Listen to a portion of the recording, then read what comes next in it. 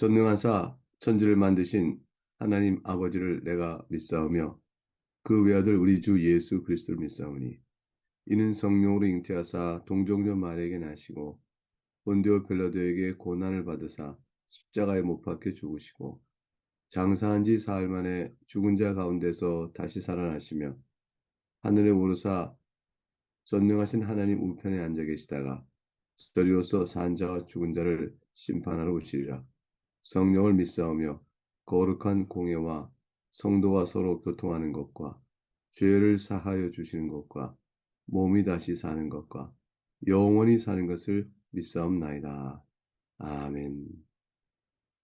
함께 이 아침에 주께 올릴 찬송은 315장입니다.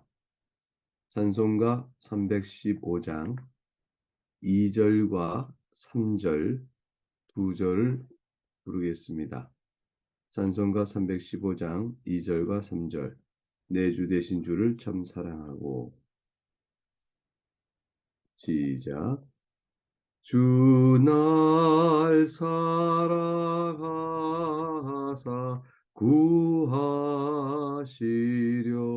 구하시려고 저 십자가 고난 당하셨도다.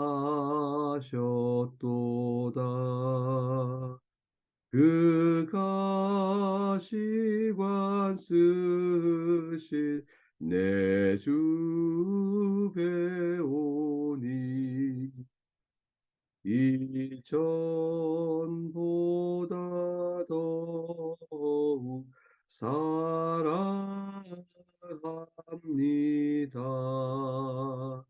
내 평생에 힘쓸 그 큰 의무는 주 예수의 덕을 늘 기리라. 숨질 때까지 내 할 말씀은 이전보다 더욱 사랑합니다.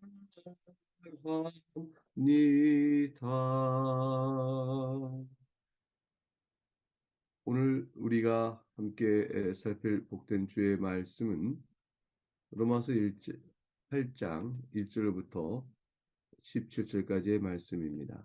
로마서 8장 1절부터 17절까지 말씀입니다. 말씀의 양이 상당하므로 말씀은 설명을 해 나가면서 그 뜻을 헤아려 알면서 그때그때 말씀을 읽도록 하겠습니다. 로마서를 우리가 쭉 읽고 있는데 특별히 8장은 로마서의 황금장이다. 가장 로마서의 신학의 내용이 함축되어 있는 그런 것이라고 흔히들 알려져 있습니다. 내용이 상당히 깊이가 있고 또 그 뜻을 헤아려 잘 아는데 많은 묵상과 시간이 좀 필요합니다. 오늘 주의 말씀을 주어진 분량을 짧은 시간 동안에 살펴볼 때에 주께서 우리 각각에게 성령의 도우시는 은총 가운데 깨닫게 하시사 주의 말씀이 잘 우리 마음의 은혜로 들어올 수 있기를 원하고 바랍니다. 주의 말씀의 1절을 제가 읽겠습니다. 그러므로 이제 그리스도 예수 안에 있는 자에게는 결코 정죄함이 없나니. 이 1절은 그러므로라고 시작되기 때문에 앞에 7장 25절과 연결하여 그 문맥을 파악하면 이러한 뜻이 되어집니다. 7장 25절을 먼저 보시면요. 내 자신이 마음으로는 하나님의 법을 육신으로는 죄의 법을 섬긴다. 이런 실상을 겪고 깨달은 사도 바울은 오직 자신에게 소망을 그리스도 예수께 찾게 되죠. 그래서 우리 주 예수 그리스도 말미암아 하나님께 감사할 뿐이다 라고 말합니다. 왜냐하면 우리 주 예수 그리스도 말미암아 이제 그리스도 예수 안에 있는 자에게는 결코 정죄함이 없기 때문이라는 사실이죠. 8장 1절은 따라서 7장 25절에 왜 마음으로는 하나님의 법을 육신으로는 죄의 법을 섬기는 자신의 영적 실상을 알고 있는 자가 우리 주 예수 그리스도 말미암아 하나님께 감사할까? 그는 바로 그러한 실상을 겪고 있는 자신이 그리스도 예수 안에 있을 때에 결코 정죄함이 없다는 사실을 굳게 믿고 있기 때문입니다. 정죄함이 없다라는 말씀은 오염된 부패성으로 인하여 죄의 권세 영향력에 시달리며 살아가는 그런 모든 죄에 대하여 책임을 더 이상 믿지 않으신다라는 뜻이 되어지죠. 따라서 형벌도 내리지 않으신다는 뜻이 되어집니다. 그리스도 예수 안에 있는 자는 그리스도 안에서 돌이켜 회개한 자요. 그런 자는 정죄를 받지 않는 것입니다. 8장 2절은 왜 그리스도 안에 있는 자에게 정죄함이 없는가 그 이유를 설명하기를 이는이라고 시작하죠. 왜냐하면 그리스도 예수 안에 있는 생명의 성령의 법이 죄와 사망의 법에서 너를 해방하였기 때문이다라고 말씀합니다. 예수 그리스도 안에 있는 자에게는 은혜로 주어지는 하나님의 큰 사랑이 참 많습니다. 오늘 본문의 2절에는 첫 번째 생명의 성령의 법과 죄와 사망의 법 두 번째 이렇게 서로 대조돼 나오는데 여기서 법 이렇게 되어 있는 말은 율법을 가리키는 것이 아니고 소위 원리 또는 힘이나 세력을 의미합니다. 따라서 생명의 성령의 법이란 성령 하나님께서 생명을 주시는 원리 또는 힘을 뜻합니다. 반대로 죄와 사망의 법이란 죄로 인하여 사망에 이르게 되는 원리 또는 힘을 뜻하게 되어집니다. 성령 하나님께서는 그리스도 예수 안에 있는 자에게는 죄의 책임을 면하게 하시어 생명을 주십니다. 죄의 오염에서 정결케 되는 은혜를 베푸십니다. 그로 인하여 죄를 지어 사망에 이르는 원리나 세력이 그 자에게 지배력을 행사하지 못하게 하십니다. 곧 믿음으로 의롭다함을 받은 자는 또한 거룩한 변화를 시작하게 된다는 것을 뜻합니다. 이 거룩한 변화가 시작된다는 것은 신자가 죄의 원리나 세력, 꼭 죄의 법에 때때로 굴복하기도 하지만 결코 그것에 완전히 지배당하는 자들은 아니라는 것을 뜻합니다. 신자는 오히려 죄의 세력에 굴복한 이를 탄식하며 주의 도우심을 더욱 의지해 나갑니다. 성령의 도우심을 받는 것이죠. 그러한 가운데서 그 마음속엔 더욱더 주 예수 그리스도를 의지하게 되어집니다. 그리고 이제는 고백하건대 예수 그리스도 안에 있는 자에게는 주의 약속의 말씀대로 결코 정죄함이 없다라는 사실을 마음의 큰 은혜로 누리면서 더욱더 생명과 성령의 법, 생명과 성령의 원리에 따라 살아가는 능력을 갖게 되고 죄의 지배력으로부터 벗어나는 일이 있게 되어집니다. 3절 또한 예수 그리스도 안에 있는 자에게 정죄함이 없는 이유를 가르칩니다.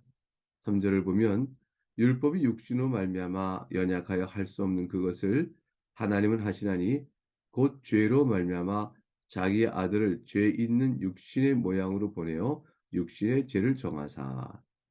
죄 있는 육신의 모양이라는 말씀에서 육신의 모양은 사람들과 같이 되었다는 것을 뜻하는 것이죠. 사람들이 본래 죄 중에 있으므로 죄 있는 육신의 모양이라고 표현하고 있는 것입니다.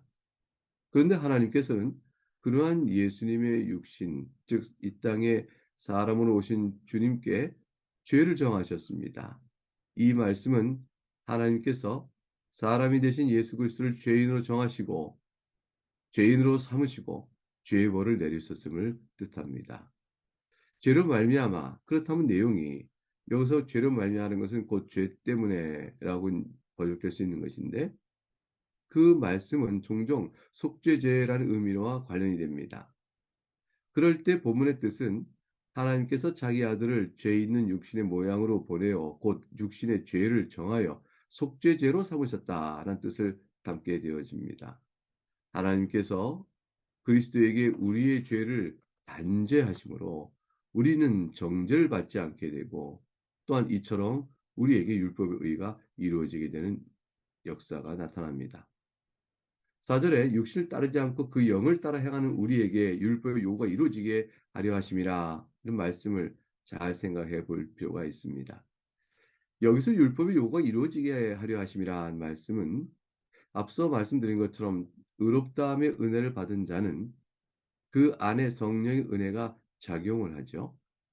그 성령의 은혜가 작용하여 믿음을 주시고 또 귀가 열려 중생케 된 자는 마침내 복음을 듣고 믿을 때 의롭다를 받게 되는 겁니다. 그런 자는 이미 특별한 역사가 동시에 내면에서부터 시작되어지는데 육신의 정욕과 싸우며 성령의 소망을 따르는 삶이 시작되는 것입니다. 그런데 4절에서 육신을 따르지 않고 그 영을 따르는 우리에게 이루어진 율법의 요구, 이렇게 말씀하신 율법의 요구란 곧 율법의 의를 뜻합니다. 우리에게 이루어진 율법의 의, 우리가 성령 안에서 성령의 소망을 따라 사는 삶이 믿는 자로서 이미 시작되고 있지만, 그래서 우리가 육신을 따르지 않고 영을 따릅니다. 그러한 우리에게 율법의 요구가 이루어진다라고 말씀합니다. 율법의 의가 우리한테 이루어지다니 과연 우리가 이 의를 이룰 수 있단 말인가? 이제 이 말씀이 잘 생각해야 됩니다. 육신을 따르지 않고 영을 따른다는 것은 앞서 설명한 것처럼 죄의 세력에 굴복하지 않고 성령의 인도함을 따라 산다는 것을 뜻합니다. 이러한 자에게 율법의 의가 이루어집니다. 이 말씀은 그리스도의 완전한 율법의 의가 그러한 자에게 주어진다는 것을 의미합니다. 그러니까 이때에 육신을 따르지 않고 영을 따르는, 다시 말하면 죄의 세력에 굴복하지 않고 성령의 인도함을 따라 살아가는 믿음의 사람들에게는 한 가지 기억할 것은 자신이 다 이루지 못하고 있는 율법의 의, 그것이 예수 그리스도 말미암아 그 자에게 주어진다는 것이죠. 그러므로 로마서 7장에서 오라 나는 공고한 사람이로다. 마음으로는 하나님의 법을 또 육체는 죄의 법에 나를 사로잡아 오는 그 갈등 속에서 외쳤던 사도 바울의 공고함의 그 문제는 이렇게 마음속에서 하나의 법을 사랑하며 성령의 은혜를 따라 살고자 하는 또 그 역사가 이루어지고 시작돼 가고 있는 그 자에게 있어서, 곧 신자에게 있어서 예수 그리스도 말미암아 율법의 의가 이루어져 주어지는 것입니다. 그게 바로 우리가 의롭다를 받는 그리스도의 의인 것이죠. 따라서 하나님의 자녀가 된 의롭다함의 은혜를 받은 자들은 어떠한 자인지를 5절과 8절에서 4절의 말씀을 이어 자세히 풀어 이렇게 말씀합니다. 5절과 8절 주의 말씀입니다. 육신을 따른 자는 육신의 일을, 영을 따른 자는 영의 일을 생각하나니 육신의 생각은 사망이요 영의 생각은 생명과 평안이니라. 육신의 생각은 하나님과 원수가 되나니 이는 하나님의 법에 굴복하지 아니할 뿐 아니라 할 수도 없습니다. 육신에 있는 자들은 하나님을 기쁘시게 할 수 없느니라. 이 말씀은 그리스도 안에 있는 자들에게 어떤 흠도 없이 육신에서 완전히 자유롭게 되어 천사들과 같이 순전한 삶을 살아간다, 거룩한 삶을 살아간다라는 것을 말하는 것이 아닙니다. 오히려 성령으로 말미암아 중생한 자는 율법을 범하지 않고 온전히 이루기 위해 마음의 원함을 갖고 또 노력도 하고 하지만 그럼에도 불구하고 연약함을 노출하면서 살아가는 모습을 보게 됩니다. 그러할 때에 중생한 자는 자신의 모습을 보고 낭망하고 곤고한 사람이라 하고 절망의 탄식을 할 수 있게 되어집니다. 내가 버림받은 자여 결코 구원에 이르지 못한 자가 아닐까라는 깊은 낭망이 있을 때에 그때 그렇게 낭망하지 말라라는 말씀으로 주시는 것입니다. 믿는 자들이 아직도 육신에 매여 사는 일이 있겠지만 그러나 결코 육신의 정욕에 자신을 다 내맡기는 자가 아니요 또 따라서 그것에 지배당하여 종로로 사는 자가 결코 아니며 도리어 성령의 인도함을 따라 살고자 하는 소원을 가지고 있다 하고 또 그 소원을 이룰 수 있는 능력을 주로부터 받아 살아가고 있는 실행의 능력을 갖고 있기 때문에 이런 자는 다 거룩한 자입니다. 따라서 믿는 자들은 살아갈 거룩한 삶을 오늘의 말씀을 격려하고 있는 것이죠. 육신적인 사람들은 하늘의 영광과 의의 소망을 모르는 것입니다. 세상에 속한 사람들이죠. 그들은 완전히 육신의 정욕의 종노릇하며 그것에 깊이 빠져들어 육신의 정욕의 만족에만 열심을 내는 사람들일 뿐입니다.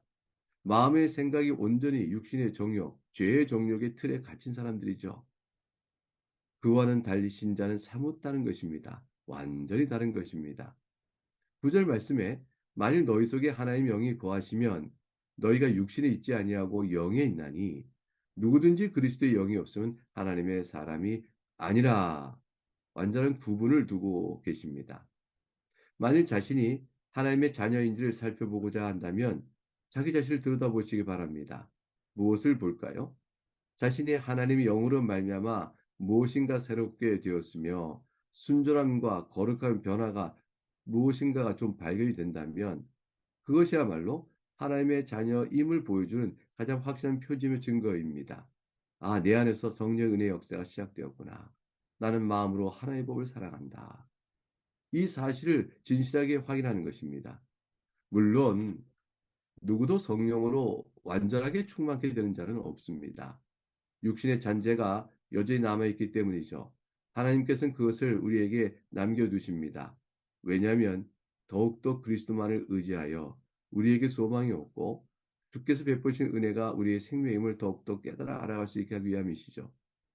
그럼에도 불구하고 성령 하나님께서 그리스도인들에게 남아있는 육신의 잔재로 괴로워할 수 있겠으나 하나님의 자녀임을 확인시켜주고 여전히 우리 안에 거하여 우리를 일깨우시고 고백하게 하시고 돌이키게 하시고 주를 더 믿게 하시고 성화의 걸음으로 인도해 나가십니다.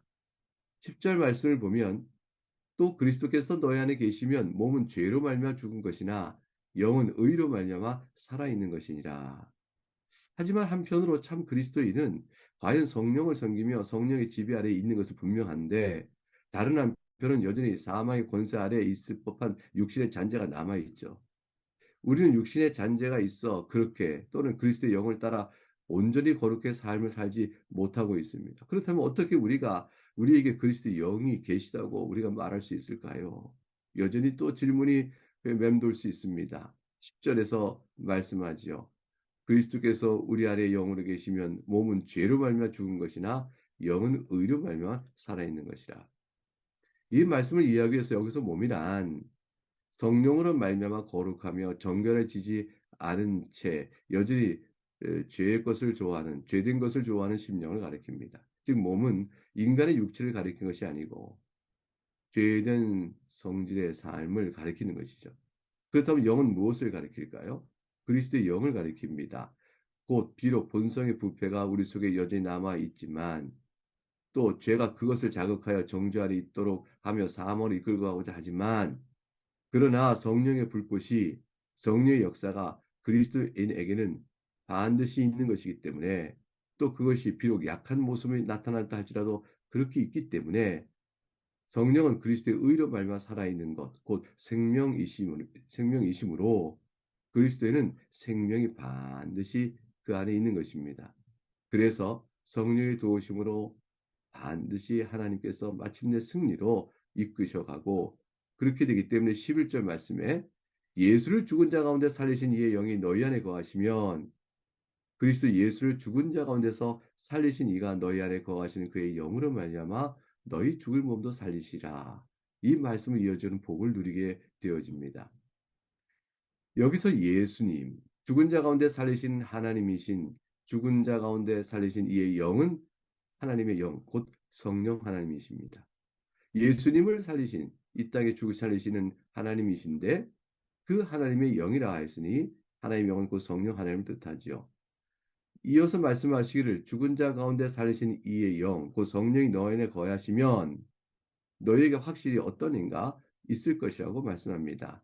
다시 말하면 육신의 잔재를 죽여가고 점차 하늘에 속한 생명을 새롭게 누리며 나가도록 끝까지 도와주실 것을 말씀합니다.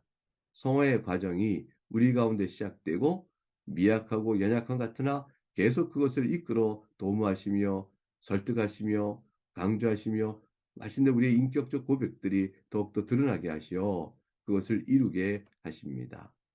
약속과 능력을 주시겠다는 약속이시죠. 12절과 14절에서 이어보면 이와 같이 교훈합니다. 그러므로 형제들아 우리가 빚진 자로 돼 육신이 져서 육신대로 살 것이 아니니라. 우리는 빚진 자입니다.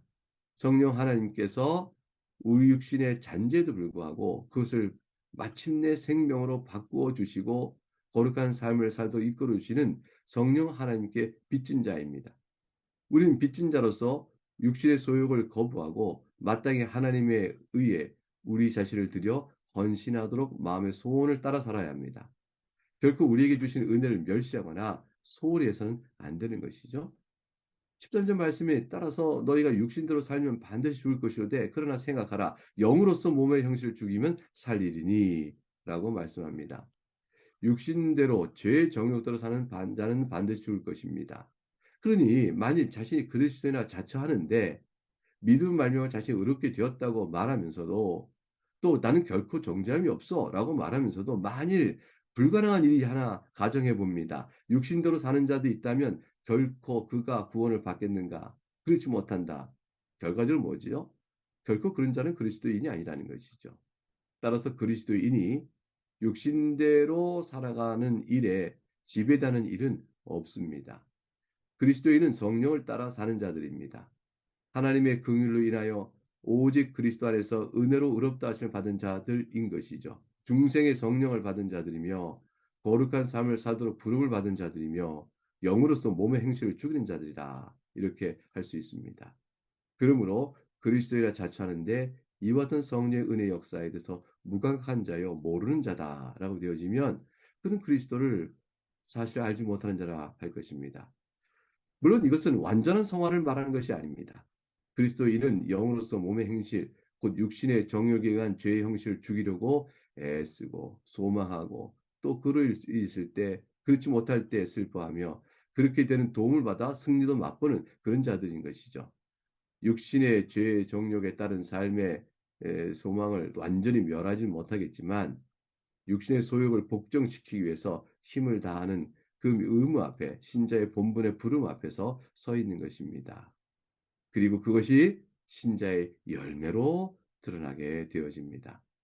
14절. 그래서 이렇게 결론적으로 요약할 수가 있는 것이죠. 무릇 하나님의 영으로 인도함을 받는 사람은 곧 하나님의 아들이라. 그리스도인의 완전한 정의입니다. 하나님의 영으로 인도함을 받는 사람은 하나님의 아들이죠. 도무지 우리에게 기대할 수 없었던 것, 본래 없었던 것, 성령의 인도함을 받고 있다는 사실이 자신에게 나타날 때, 그때는 우리는 아, 내가 하나님의 아녀구나, 아들이구나 하고 확신하고 영생을 소망 중에 확신할 수가 있는 것입니다. 성령께서 하나님께서 택하신 자들, 그 자들에게 오셔서 거룩하게 삶을 살아가는 은혜를 베풀어 주시는 역사를 믿음으로 주를 의롭다 함으로 말미암아 시작하게 하시기 때문입니다. 15절에 그러므로 그와 같은 삶을 사는 성도에게 주님께서 더 없는 위로 확신을 주시는 말씀이 있습니다. 15절입니다. 너희는 다시 무서워하는 종의 영을 받지 아니하고 양자의 영을 받았으므로 우리가 아빠 아버지라고 부르짖느니라. 우리가 다 연약하여 육신의 잔재가 있어 하나님 영을 따라 온전히 살지 못하고 육신의 소욕을 따라가는 실패와 불순종의 삶이 우리 가운데 있다 할지라도 그럴 때라도 우리는 하나님의 심판에 대한 두려움과 불안감에 떨지 않고 오늘 본문의 말씀을 기억해야 합니다. 예수 그리스도를 믿는 자, 곧 하나님의 영으로 인도를 받는 자에게는 양자의 영이 주어졌다. 종의 영이란 두려워하도록 이끄는 영입니다. 하나님의 진노로 내가 망하게 될 것이다. 두려움을 갖고 그 두려움 때문에 마음이 지배되어 있는 자들인데 진자는 그렇지 않다고 말씀하는 것이죠. 굳게 믿고 하나님의 말씀을 굳게 믿고 신뢰하며 그 말씀이 주는 자유한 가운데서 평강의 마음으로 하나님의 이름을 부르며 기도하라는 것입니다. 사랑하는 교우 여러분, 우리는 기도하고 주 앞에 나아갑니다. 하나님은 하나님의 아들에게 여전히 남아있는 육신의 소욕과 죄악을 가지고 있는 연약함을 잘 아십니다. 그리스도 예수 안에 있는 자들, 우리에게 성령 안에서 믿음을 주어 중생케 하시어 믿음을 주어 하나님 영으로 인도함 받는 역사를 시작하기 전 하나님의 사랑을 기억하시기 바랍니다. 자신이 하나님께서 그리스도 안에 베푸시는 지극히 자기 인자하심으로 말미암아 하나님의 자녀가 되었다는 사실을 확신케 하는 그 믿음이 양자의 영으로서 우리에게 역사하고 있는 것입니다. 그것은 곧 하나님을 아빠, 아버지라고 부르게 하므로 주 앞에 나아갈 수 있게 합니다. 이제 16절에 성령이 친히 우리 영과 더불어 우리가 하나님 자녀인 것을 증언하신다. 우리가 아빠, 아버지라는 확신을 갖도록 이끌어 가십니다. 이 확신은 성령께서 우리 안에서 주시는 증거입니다. 의심하지 말고 그대로 주의 복음의 말씀을 들고 하나님 앞에 무릎을 꿇으시면 됩니다. 17절 마지막 절 말씀을 같이 읽어볼까요? 자녀임은 또한 상속자, 곧 하나님의 상속자요 그리스도와 함께한 상속자니 우리가 그와 함께 영광을 받기 위하여 고난도 함께 받아야 할 것이니라. 이와 같은 신앙의 원리 속에 살아가는 우리들은 특권을 갖고 있습니다. 그와 함께 그리스도와 함께 상속자가 되어졌다. 그래야 우리가 하나님 그리스도와 함께 영광을 받는다. 이런 놀라운 약속이 우리에게 주어져 있습니다. 그러므로 살아가는 교우 여러분, 이 땅에 사는 동안 고난이 있는 삶을 산다 할지라도 또 예수님 믿음 때문에 혹은 고난이 온다 할지라도 우리는 하나님의 상속자요 그리스도와 함께한 상속자라는 이 영광을 소망적에 바라며 믿고 나아갈 수가 있는 겁니다. 그 증거가 지금 여러분 가운데 이미 시작되고 있고 여러분 스스로 확인할 수 있습니다. 이 아침에 기도로 나오신 여러분, 무엇 때문에 나오셨어요? 하나님을 사랑하고 그 사랑하는 마음을 주신 성령의 인도함 때문이지요. 우리 모두 주 앞에 감사함으로 고난에 있는 인생길을 영광을 바라보며 넉넉히 잘 감당하는 복된 여러분 될 수 있기를 바랍니다. 주께서 여러분이 기도하실 때에 귀를 들으시고 여러분에게 응답해 주는 귀한 복이 있기를 주의 이름으로 축복합니다. 이제 말씀을 놓고 제가 기도하겠습니다. 사랑이 많으신 하나님 아버지, 복된 로마서 8장 1절 17절의 말씀을 읽으며 저희가 다 그 은혜를 깊이 깨닫고 마음에 받고 감사하며 찬송하길 원합니다. 오늘 이 말씀을 들은 사랑하는 모든 교우들에게 주께서 위로의 복을 더하여 주시옵고 진리의 말씀 가운데 인도를 받아 감사함을 갖는 저희 되게 하시며 연약하고 슬픈 인생 속에 도우심을 구하며 주께 엎드리는 기도 제목을 다 하시오니 도와주시길 빌고 원합니다. 감사하고 예수 그리스도 이름으로 기도합니다. 아멘. 주님께서 가르친 기도로 함께 기도 올리겠습니다. 하늘에 계신 우리 아버지, 이름이 거룩히 여김을 받으시오며 나라가 임하시오며 뜻이 하늘에서 이루어진 것 같이 땅에서도 이루어지이다. 오늘 우리에게 일용할 양식을 주셨고 우리가 우리에게 죄 지은 자를 사하여 준 것 같이 우리의 죄를 사하여 주시옵고 우리를 시험에 들게 하지 마시옵고 다만 악에서 구하시옵소서. 나라와 권세와 영광이 아버지께 영원히 쌓옵나이다. 아멘.